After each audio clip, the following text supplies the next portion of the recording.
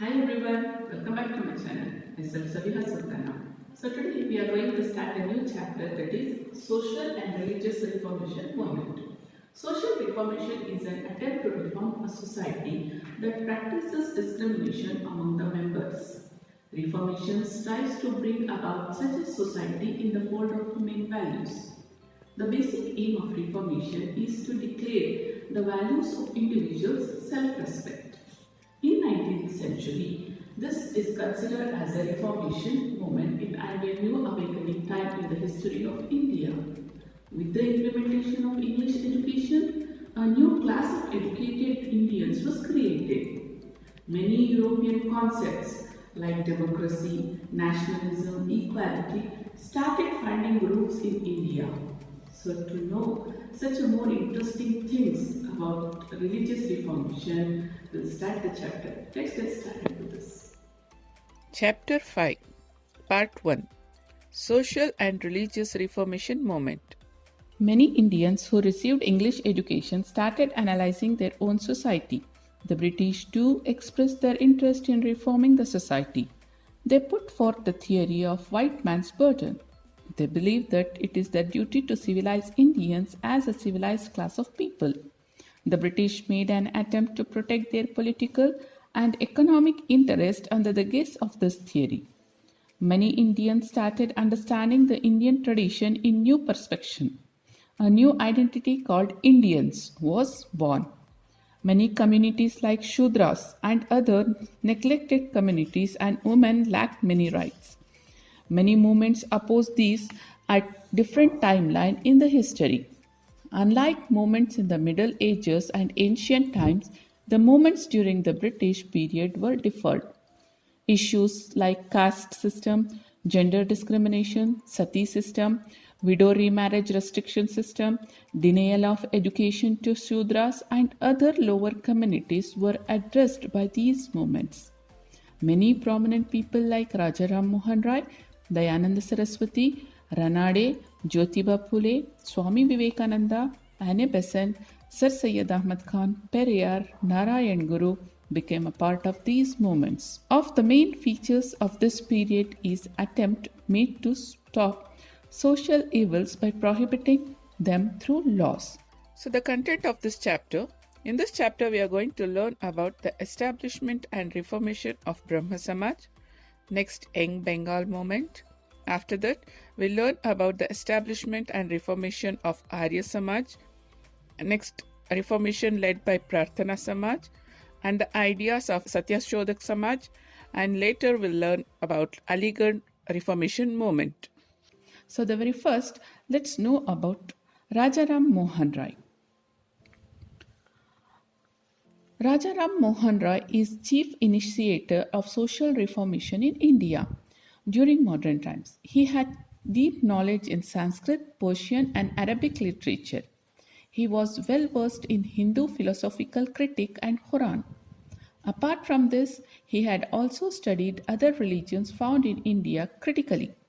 He had even learned Hebrew and Greek to read Bible in its original form. Such was his carving of knowledge.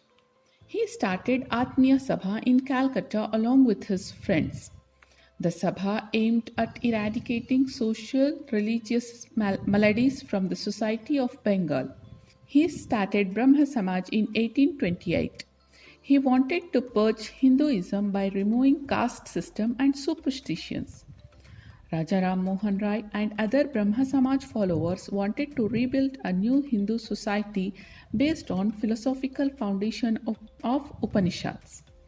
Due to his efforts, then Governor General William Bentinck brought in law prohibition sati system in 1829. Rajaram Mohan Rai tried to develop rationality among the common people through journalism.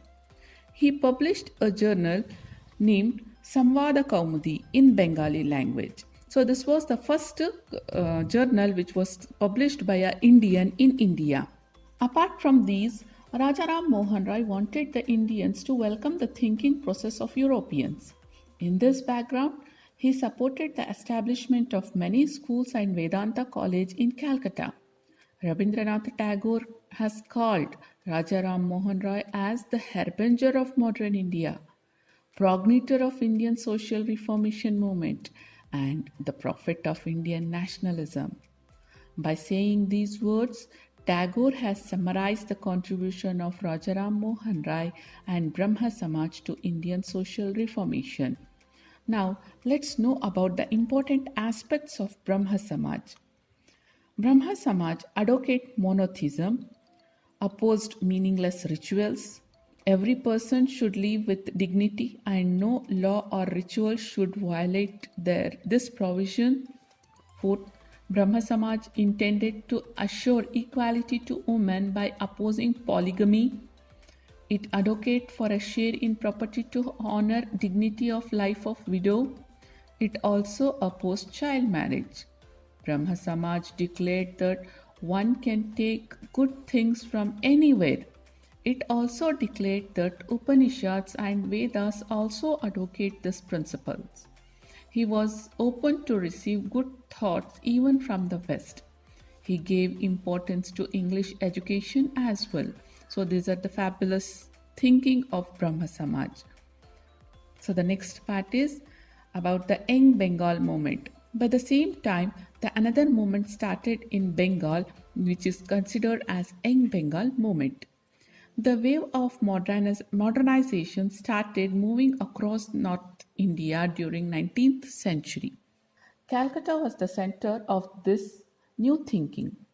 New movements started arising during 1820s and 1830s.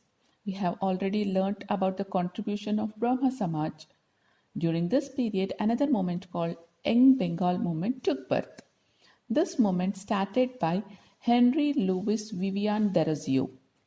His father was a Portuguese and his mother was an Indian. Hence, Derozio was called as an Anglo-Indian. Derozio served as a professor at Hindu College of Calcutta from 1826 to 1831.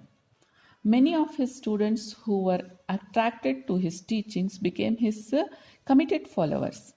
Derozio was influenced by the various movements of Europe and tried to instill the same spirit of free enquiry in the minds of his students and colleagues. He worked towards creating textbook to inculcate new education system. This angered many traditionalists, but still he went ahead and started Academic Association in 1828, a free thinking debate association, which create new thinking across Bengal. The Young Bengal movement held discussion and debates on issues like nature, humanism, God, and other various topics. Derozio worked towards spreading the message that only rational thinking would liberate the people from the clutches of superstition and social discrimination. He was an advocate of women's rights and opposed caste based discrimination. Many of his students who had come from traditional families were deeply influenced by Derozio's thoughts and joined their hands in spreading the movement across Bengal. The influence of this movement was limited to Calcutta and a few areas of Bengal. Derozio had to resign from his teaching post due to the pressure from his colleagues and his opponents. These people feared that the youth are getting morally corrupted by the work of Derozio.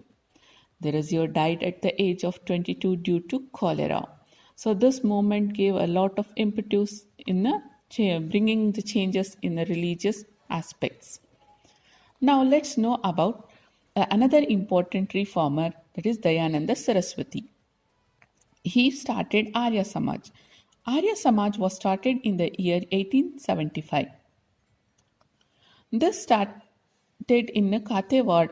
It was more powerful during the last 2 decades of the 19th century.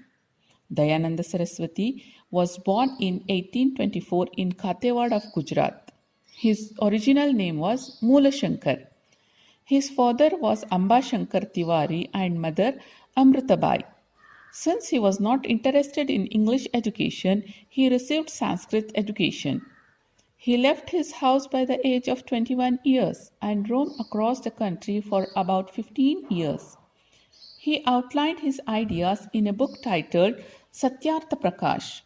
He realized that the remedies to the various maladies of India are present in Vedas. Hence, he declared back to Vedas. He was more of a Renaissance person than a Reformation person. He opened the head office of Arya Samaj in Lahore in 1877. He declared that only Vedas are authentic. He started a Shuddhi movement. Shuddhi movement was one of the important program of Arya Samaj.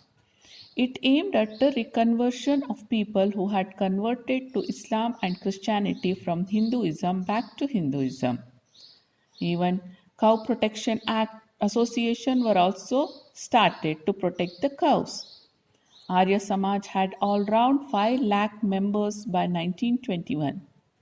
After the death of Dayananda Saraswati, Dayananda Anglo Vedic College was started in 1886. Similarly, Gurukul Vidyalaya was started in Haridwara. Lala Lajpat Rai, a radical leader of Indian freedom movement, was influenced by the principles of Arya Samaj. So now let's know about the aims of Arya Samaj. First, all Hindus should believe in one formless God. Second, no one is a Shudra or Brahmin by birth and caste based system was rejected. Third, encouragement to intercaste marriage. Fourth, rejection of polygamy and child marriage. Fifth, men and women are equal. Sixth, one should study Vedas and other ancient sacred texts and preach them. So these are the teachings of Arya Samaj. Now let's know about Prarthana Samaj.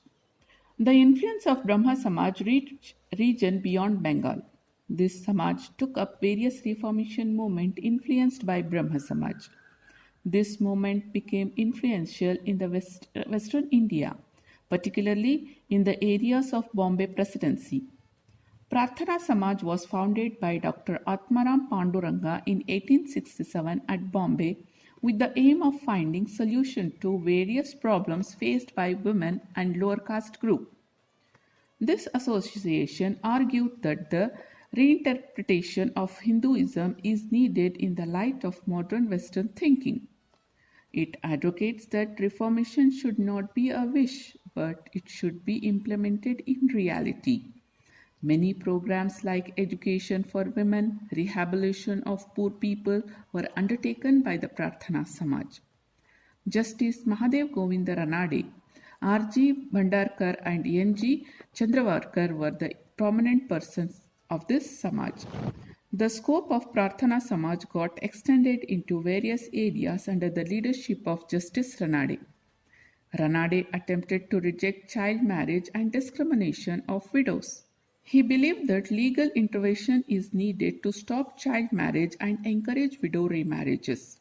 Hence, he advocated taking the help of British government.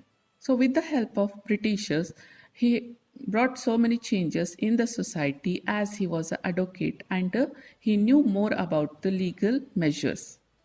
Let's know about Satya Shodhak Samaj. There were widespread discrimination based on caste and gender in Maharashtra, just like in other parts of India. During the colonial rule of the British, many movements were started to address these social problems. Satya Shodhak Samaj was established in 1873 to provide equal rights to non-Brahmin class and women. This Samaj was founded by Mahatma Jyotiba Phule. In order to build a philosophical base for the movement, he wrote a book, Gulamgiri. He opened schools for Shudras and girls. Phule, who belonged to Mali caste, allowed people from all castes, including untouchables, to draw water from his well. Savitriba Phule joined hands with him in his endeavor, wife of Jyotiba Phule. They established hostel for girls. The work of Phule is important in the direction of establishing society based on equality. Ambedkar is one of the important person who were inspired by the work of this couple. So because of their effort, many of the women and girls got educated. Let's now about Aligarh Reformation movement. By the end of 19th century, a new way of social and religious reformation was set in Muslim society. Anti-British sentiment became strong in Muslim community after the incident of 1857. As a result, they stayed away from the English education and as a result missed many opportunities that were based on English education. During this period, Sir Syed Ahmad Khan attempted to start a new movement.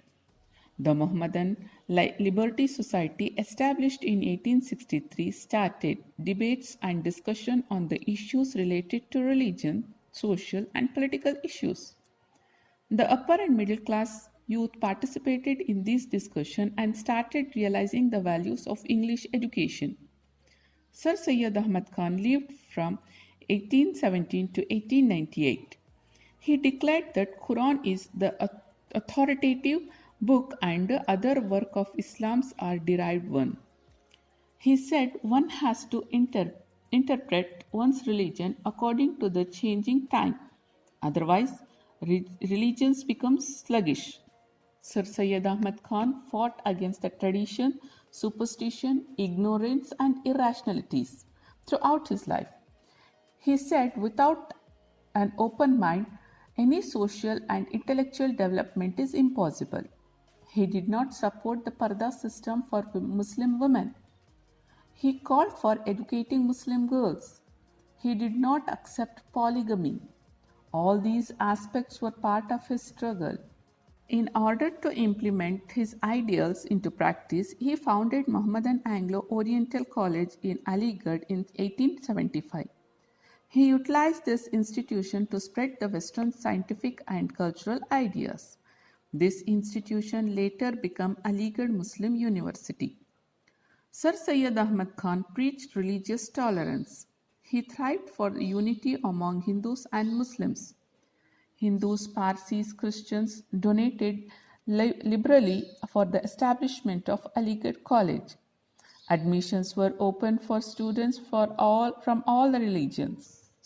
The movement created by Sir Syed Ahmad Khan, keeping Aligarh as the center, is called as Aligarh movement. So this was all about our reformers who believe in bringing changes in our society and as well in our religions, which was practiced in the superstitious and in various manner. To know more about the other reformers and their aims and preachings, stay tuned and keep learning. Thanks for watching.